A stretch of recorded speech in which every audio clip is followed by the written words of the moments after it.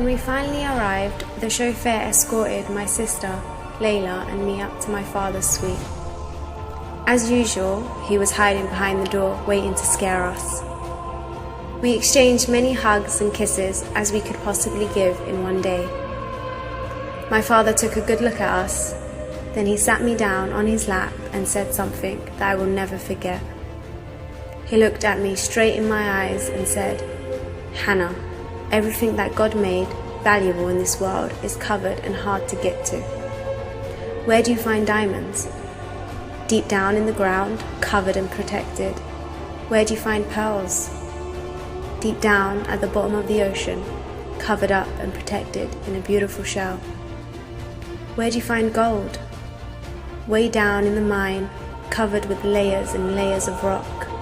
You've got to work hard to get them." He then looked at me with serious eyes. "Your body is sacred.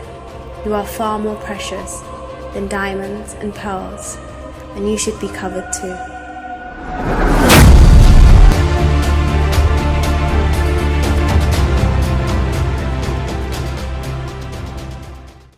You don't hide from your public. You walk around, you talk to people, you meet people. That's right. Have you ever thought about being assassinated? Didn't I read your mind? You did. See?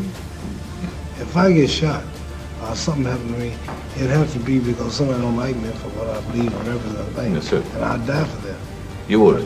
And let me tell you, if somebody want to get you, see, in the Holy Quran, the Islamic Bible, it says, not one soul comes on earth without the permission of Allah, God. Not one soul leaves without the permission. When you die, it's time. So I don't believe that it's time for me to die in that way. If it is, then I will. If it happens, it happens. It's God's will. Do you have a bodyguard? Do you have? You don't? I got one bodyguard. He has no eyes, though he sees. He has no ears, though he hears. He remembers everything with the aid of mind and memory. When he wishes to create a thing, he just orders it to be and it comes into existence. But this order is not conveyed in words, which takes a tongue to formulate, or which sound carries ears. He hears the secrets of those under quiet thoughts. That's God. Oh, he's my bodyguard. He's your bodyguard. He's the supreme. I'd like to know what you're going to do when you retire from boxing. When I retire from boxing, I really don't know. I want to say something right here. You all might, this might make you all think. Get ready to meet God. Owning real estate, going in business, teaching boxers, that won't get me to heaven. How many here believe there's a supreme being, believe there's a God? How many believe there's some power that made the sun, the moon, the stars? How many believe that this stuff didn't just come out here? Somebody wiser than us made it. How many believe there's a God? How many believe there's not a God? All right, if I told you who don't believe in God, if I told you that this glass sprang into existence, this glass made itself, no man made this glass, would you believe it? If I told you this television station popped into existence, it just, no man made it, you said Muhammad Ali's crazy. All right, if that glass couldn't make itself, if this building didn't make itself, then how did the moon get out there?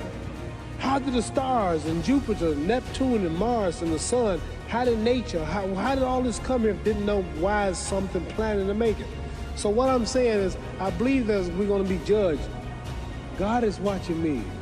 God don't praise me because I beat Joe Frazier. God don't give nothing about Joe Frazier. He wants to know, how do we treat each other? How do we help each other?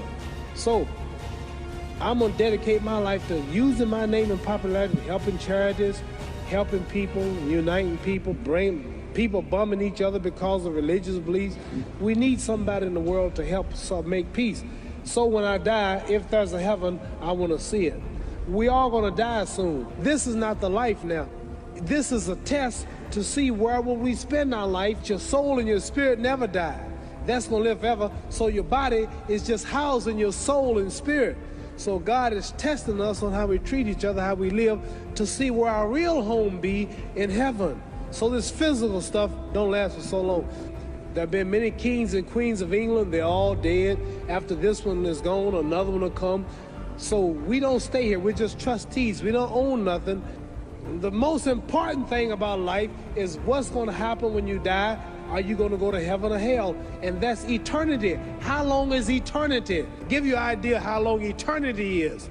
Take the Sahara Desert, and I told you to wait 1,000 years. And every 1,000 years, I want you to pick up a grain of sand until the desert is empty. So it just scares me to think that I'm going to die one day and go to hell. I'm on an airplane that might blow up. I'm always traveling. The police, I might kill people. I might rob people. The authorities might not catch me. The FBI, Scotland Yard might not catch me, but when I die, somebody's watching me and keeping count, and I can't get away. So what am I gonna do when I'm through fighting? Get myself ready to meet God and go to the best place. Does that make sense? Thank you.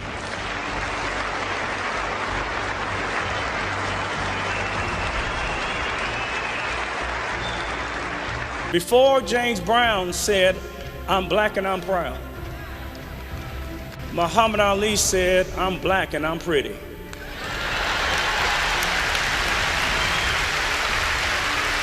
And he dared to love black people at a time when black people had a problem loving themselves.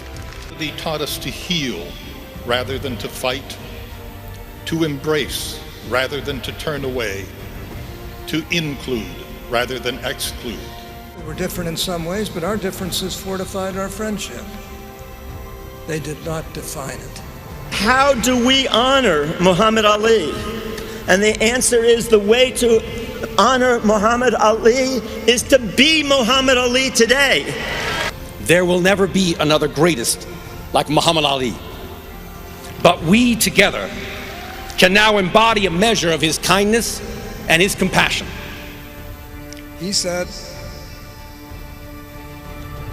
that the ring was Ali's path to his destiny. He said he'd be heavyweight champion of the world, and he was. 3 times. And this 4th time right here, right now. Muhammad was the coolest cat in the room.